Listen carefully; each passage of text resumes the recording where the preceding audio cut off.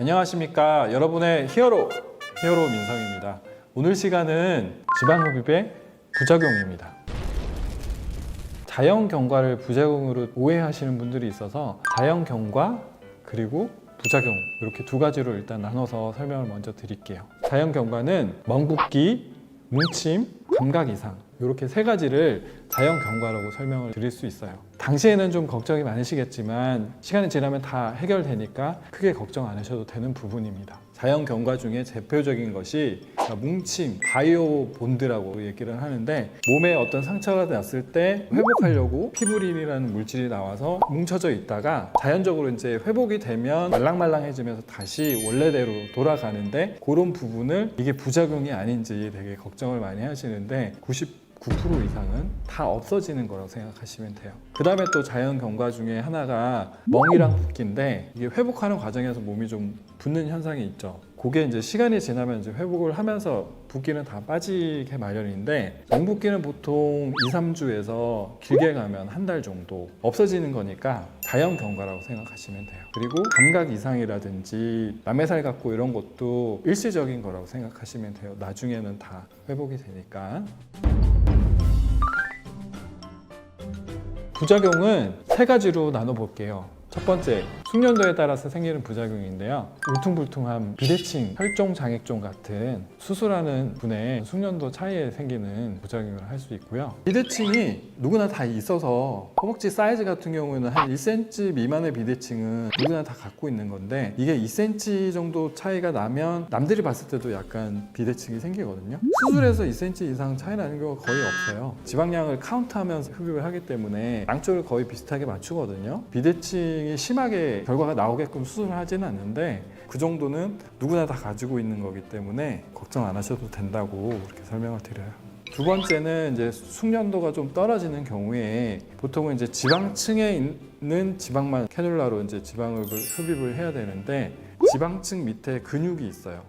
근데 근육을 싸고 있는 막이 있거든요. 근막이라고 그러는데, 이 근막을 캐뉼라로 이렇게 상처를 내면 지방을 뽑으려다가 근육을 건드리면 피 덩어리가 이제 고여서 이렇게 좀 혈종이 생기는 경우도 있고, 이런 경우는 숙련도가 있는 지방흡입을 3,000 케이스 이상 했다고 하면 걱정 안 하셔도 돼요. 그리고 이제 울퉁불퉁함인데, 수술 자체가 좀 울퉁불퉁하게 결과로 남아서 뭉침이 풀린 후에도 턱이 지거나 표면이 매끄럽지 않는 그런 부분이 생길 수가 있어요.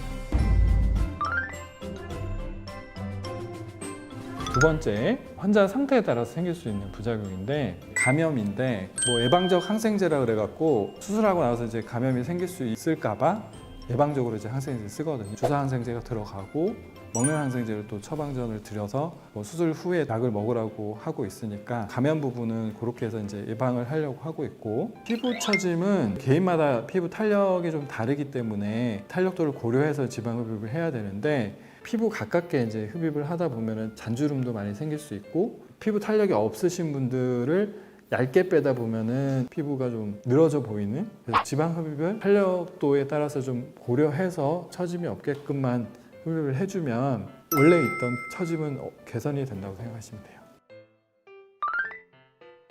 그리고 세 번째, 주위에 떠돌고 있는 공포스러운 좀 부작용들인데, 최근에 수술 방법으로는 생기지 않는 부작용이라고 생각하시면 되거든요. 모든 지방흡입 교과서에는 폐색전증이라는 부작용이 다 나와요. 근데 외국에서는 그 마취를 전신 마취를 해서 기도 삽관을 하고 대부분 지방흡입 수술을 하고 있고, 우리나라에서는 수면 마취로 진행하고 있기 때문에 약간 성격이 다르거든요. 수면 마취를 하고 지방흡입을 할 때 생기는 부작용은 전신 마취를 할 때 생기는 그런 폐색전증, 혈전증 같은 거는 고려를 안 하셔도 될 것 같아요. 수면 마취하에 지방흡입을 했는데 폐색전증이 생겼다는 보고는 없어요.